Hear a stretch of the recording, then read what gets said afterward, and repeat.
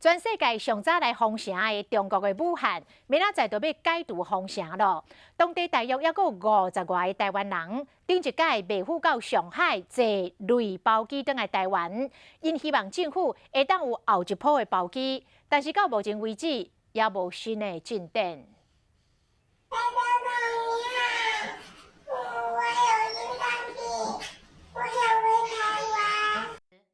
这位伫乌巴有心脏病的查囡仔，伊希望会当紧返来台湾，也个有心的妇女人嘛希望会当返来。我是一名高龄孕妇，至今已经在这边2个月都没有产检，所以非常急迫，希望可以早日返台产检。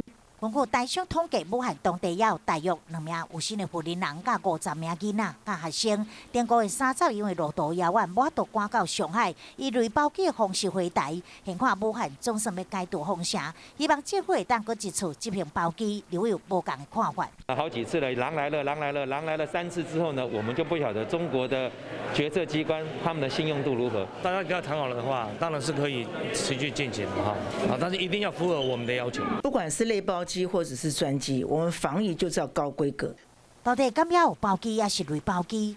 甲老伫乌北的台湾人接返来，总统府日前曾经表示，两会持续沟通，卖甲防疫工作做到无漏洞。